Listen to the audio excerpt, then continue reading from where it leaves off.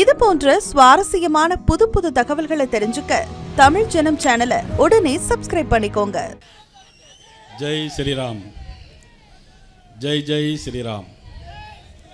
எல்லாம் சேர்ந்து சொல்லுங்க. ஜெய் ஸ்ரீராம், ஜெய் ஜெய் ஸ்ரீராம். ஐந்து கரத்தனை யானை முகத்தினை இந்தின் இளம்பிறை போலும் எயிட்டனை நந்தி மகந்தனை ஞான கொழுந்தினை புந்தியில் வைத்தடி போற்றுகின்றேன். வாக்குண்டாம் நல்ல மனமுண்டாம் மாமலரால் நோக்கு உடங்காது பூக்கொண்டு துப்பார் துருமேனி தும்பிக்கையான் பாதம் தப்பாமற் சார்வர் தமக்கு. முழு முதல் கடல்வளாக விளங்குகிற விநாயக பெருமானுடைய திருவிழா நமக்கு தாயாக தந்தையாக சிவபெருமான் பார்வதி இருந்தாலும் முதலில் வணங்கக்கூடிய கடவுளாக விநாயக பெருமான் இருக்கிறார். அந்த விநாயக பெருமானுக்கு முதல் வணக்கம் செலுத்தி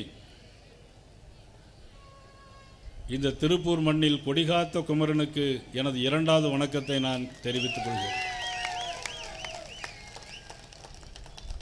சுதந்திர போராட்டத்திற்கு வித்திட்ட மண் இந்த மண், திருப்பூர் மண்.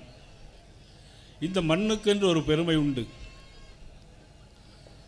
இந்த மண்ணின் பூர்வீக குடிகள் கொஞ்சம் பேர் இருந்தாலும் மாவட்டத்தின் மாநிலத்தின் பல இடங்களிலிருந்து வந்து குடியேறியவருடைய வாழ்க்கை பொருளாதாரத்தை வாழ்விக்கின்ற மகாலட்சுமி வாழ்கின்ற ஊராக இந்த திருப்பூர் மண் விளங்கி கொண்டிருக்கிறது. அதனாலே தான் மீண்டும் ஒரு சுதந்திர போர் 1947 ஒரு சுதந்திர போர் நாட்டிற்கு. ஆனால் மீண்டும் ஒரு சுதந்திர போருக்கு நாம் எல்லோரும் தயாராக வேண்டும். அது இந்து சமுதாய மக்களுக்கு என்பதை நான் இந்த நேரத்திலே கோடிட்டு காட்ட விரும்புகிறேன். நான் நிறைய கேள்விப்பட்டிருக்கிறேன். திருப்பூரிலே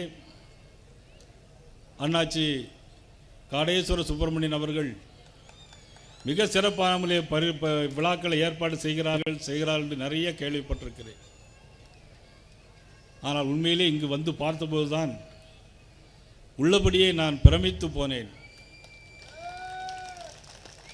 நான் இன்று வரையிலும் அண்ணாச்சி காடேஸ்வர சுப்பிரமணியன், அண்ணாச்சி காடேஸ்வரன் சுப்பிரமணியன் என்று தான் சொல்லிக் கொண்டிருந்தேன்.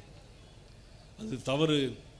இனிமேல் ஐயா காடேஸ்வர சுப்பிரமணியம் என்று தான் நாம் சொல்ல வேண்டும். இந்த சமுதாயத்துக்காக எத்தனையோ பேர் வாழ்ந்து மறைந்தார்கள். நமது ராமகோபாலன்ஜி அவர்கள், தானலிங்க நாடார் அவர்கள், மதுரை ராஜகோபால் அவர்கள், சேலம் ஆடிட்டர் ரமேஷ் அவர்கள். ஆனால் இன்றைக்கு ஒட்டுமொத்த உருவமாக நமது சமுதாயத்தினுடைய பாதுகாவலராக காட்டுக்கு ஈஸ்வரன் காடேஸ்வரன், ஆனால் நாட்டுக்கே ஈஸ்வரன் நம்முடைய அண்ணா ஐயா காடேஸ்வர சுப்பிரமணியன் அவர்களுடைய பொற்பாதங்களுக்கு என்னுடைய பணிவான வணக்கங்களை நான் தெரிவித்துக் கொள்கிறேன். நான் பெருமைக்காக சொல்லவில்லை. எனக்கு 10 மணிக்கு ஃப்ளைட்டில் போகணும் இருந்தால் கூட 10 மணிக்கு போவதை காட்டிலும் இன்றைக்கு இந்த மேடையிலே ஒரு சில வார்த்தைகளாவது பேச வேண்டும் என்பதற்காகத்தான் நான் காத்திருக்கிறேன். உள்ளபடியே மனம் உருகுதோ இல்லையோ, உள்ளம் உருகி கொண்டே இருக்கிறது. எவ்வளவு பெரிய நிகழ்ச்சிகள், ஆயிரக்கணக்கான பிள்ளையார்கள், அதிலும் சிறு குழந்தைகள், தாய்மார்கள் நடந்து அழகாக அலங்காரம் பண்ணி, மாதாக்கள் போல அலங்காரம் பண்ணி அவர்கள் நடந்து வந்த காட்சியை பார்த்தாலே ஏதோ சொற்குலோகத்தில் இருந்தது போன்ற ஒரு உணர்வு இருந்தது. அந்த அளவுக்கு கண்கொள்ளா காட்சிகளாக மாநில இந்து முன்னணி அமைப்பினர் ஏற்பாடு செய்திருக்கிறார்கள் என்று சொன்னால், இது ஆன்மீகம் வளர்ந்த பூமி, இது ஒரு ஆன்மீக நாடு. இப்பேற்பட்ட இந்து முன்னணி தலைவர்கள், இந்து முன்னணி அமைப்புகள் இருக்கின்ற காலம் வரையிலும் யாரும் நமது சமுதாயத்தை தொட்டு கூட பார்க்க முடியாது என்பது சான்றாக இருக்கிறது. அண்ணாச்சி ஆம்ஸ்ட்ராங் அவர்கள், மோகன்ஜி அவர்கள், செந்தில் அவர்கள், மேதகு ஆளுநர் ஐயா சண்முகநாதன் அவர்கள், உங்கள் ஒவ்வொருவருடைய இளங் சிங்கமுடைய மனதிலே குடிகொண்டிருக்கிற நம்ம திரைப்பட நடிகர் ரஞ்சித் அவர்கள், எவ்வளவு பெரிய தியாகத்திற்கு சொந்தக்காரர்கள் இவர்கள். உண்மையிலே நினைத்து பார்க்கிறேன். நம்முடைய முதலமைச்சர் எல்லா பண்டிகைகளுக்கும் வாழ்த்து சொல்லுகிறார். வருத்தமாகவும் இருக்கிறது, வேதனையாகவும் இருக்கிறது. ஆனால் பிள்ளையார் சதுர்த்திக்கு முதலமைச்சர் வாழ்த்து சொல்வதில்லை, தீபாவளி பண்டிகைக்கு வாழ்த்து சொல்வதில்லை, கிருஷ்ண ஜெயந்திக்கு வாழ்த்து சொல்வதில்லை. ஏன், எதற்காக? அவர்கள் சிந்திக்கிறவர்களே இல்லையோ?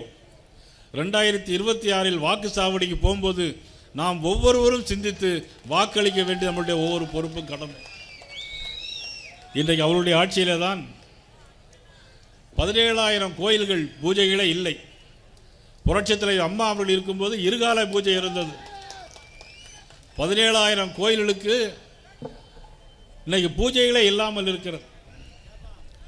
5,4 லட்சம் ஏக்கர் நிலங்கள் இருந்தது. இப்பொழுது 4.5 லட்சம் கூட இல்லை, 1 லட்சம் ஏக்கர் நிலம் எங்கே போனது என்றே தெரியவில்லை. பல ஆயிரக்கணக்கான கோயில்கள் சிதலமடைந்து காணப்படுகின்றன. ஆயிரக்கணக்கான கோயில்கள் காணாமலே போய் உள்ளன. இடிக்கப்பட்ட கோயில்கள் ஏராளம் ஏராளம். இடிக்கப்பட வரும்போது நாம் நீதிமன்றத்தில் போய் தடுக்க வேண்டி உள்ளது. அதனால தான் இன்னைக்கு நமது ஐயா காடேஸ்வர சுப்பிரமணியன் அவர்கள் நம்ம கோவில், நம்ம சாமி, நம் பாதுகாப்புன்னு சொல்லி ஒரு திட்டத்தை உருவாக்கியிருக்காங்க. நம்ம சாமி, நம்ம கோவில், நாமே பாதுகாக்கணும். எதுக்கு? அரசாங்கம். பாரதிய ஜனதா கட்சியுடைய கொள்கையும் அதுதான். இந்த அறநிலைத்துறை என்பது இருக்கக்கூடாது. 2026 ஆட்சி வரும்போது அறநிலைத்துறையே இருக்கக்கூடாது என்பதுதான் நம்முடைய நோக்கமாக இருக்கிறது. முதலமைச்சர் அவர் இன்றைக்கு வெளிநாடு போயிருக்கிறார். இது இந்து முன்னணி கூட்டமாக இருந்தாலும் அரசியல் பேசலாமா வேண்டாமா என்பது கூட எனக்கு தெரியவில்லை. இருந்தாலும் கூட இன்றைக்கு முதலமைச்சர் போயிருக்கிறார். இதற்கு முன்னாலே அமெரிக்காவுக்கு போய் 7,000 கோடி ரூபாய் முதலீடு கொண்டு வந்தோம் என்று சொன்னார். பிறகு துபாய்க்கு போய் 6,000 கோடி ரூபாய் முதலீடு கொண்டு வந்தோம் என்று சொன்னார்கள். ஆனால் இதுவரையிலும் எந்தெந்த கம்பெனி எவ்வளவு ரூபாய்க்கு வந்த வெள்ளை அறிக்கை இதுவரையிலும் அவர் தாக்கல் செய்யப்படவில்லை. ஆனால் வெளிநாடுக்கு போய்கொண்டே இருக்கிறார். அது மட்டுமல்ல, ஒரு 2-3 தினங்களுக்கு முன்னால் நம்ம ஐயா காடேஸ்வர சுப்பிரமணியன் அவர்கள் சொன்னதை போல கேரள ஐயப்ப பக்தர்கள் சங்க மாநாட்டிற்கு கேரள மாநிலத்தின் முதலமைச்சர் பினராயி விஜயன் நமது முதலமைச்சரை அழைக்கிறார். இவரும் போவதாக இருந்தது. கேரள மாநிலத்தினுடைய மாநில தலைவர், பிஜேபியுடைய மாநிலத்தில் சந்திரசேகர், இதற்கெல்லாம் வருவதற்கு என்ன காரணம், உங்களுக்கு என்ன தகுதி இருக்கிறது என்று கேட்டார். அதே ட்வீட்டை நானும் ரீட்வீட் பண்ணி போட்டேன். உடனே அறநிலைத்துறை அமைச்சர் சேகர்பாபு சொன்னார், நயினார் நாகேந்திரன் அரண்டு புரண்டு போய் இருக்கிறார், எதையோ பேசுகிறார் என்று சொன்னார். நான் அவருக்கு ஏற்கனவே பதில் சொன்னேன். நாம் இருவருமே புரட்சி தலைவி அம்மாவுடைய பள்ளியிலே பயின்றவர்கள். நான் மாண்புமிகு அமைச்சராக இருக்கும்போது நீங்கள் சட்டமன்ற உறுப்பினராக இருந்தீர்கள். இப்பொழுது நீங்கள் மாண்புமிகு அமைச்சராக இருக்கிறேன், நான் சட்டமன்ற உறுப்பினராக இருக்கிறேன். உங்களுடைய ஆட்சியிலே பாலியல் வன்கொடுமைகள், சிறு குழந்தைகள் முதல் பெரிய பெரிய பெண்கள் வரையிலும் நடமாட முடியவில்லை. பள்ளிக்கூடங்களிலும் எல்லா இடங்களிலும் நீங்கள் பார்த்தீர்கள் என்று சொன்னால் போதைப் பொருட்கள் நடமாட்டம். பிறகு கொள்ளை கொலைகள், கள்ள சாராயங்கள். நேற்று கூட கரூரிலே ஒரு திமுக கவுன்சிலர் குடிக்க தண்ணீர் பைப்பு வைக்கவில்லை என்று சொன்னதற்கு அவரை அடித்து அவர் இன்னைக்கு மருத்துவமனையிலே சீரியஸாக இருக்கிறார். கரூரிலே செந்தில்நாதன் போய் பார்த்து வந்திருக்கிறார். யாரும் கேட்பதற்கு ஆளே கிடையாது. இப்படிப்பட்ட ஒரு மோசமான ஒரு ஆட்சி, இந்த ஆட்சியை வீட்டுக்கு விரட்ட வேண்டும் என்பதற்காகத்தான் 2026 நாம் அனைவரும் ஒன்றுபட வேண்டும். அதற்காகத்தான் நமது மாண்புமிகு உள்துறை அமைச்சர் அவர்களும் ஐயா சண்முகநாதன் அவர்கள் பேசினார்களே, சிந்தூர் ஆபரேஷன் செய்த, மகாதேவ் ஆபரேஷன் செய்த மாபெரும் தலைவர் நரேந்திர மோடி அவர்கள் சேர்ந்து அண்ணா திராவிட முன்னேற்ற கழகத்தோடு ஒரு கூட்டணி வைப்போம் என்று ஒரு தீர்ப்பளித்தார்.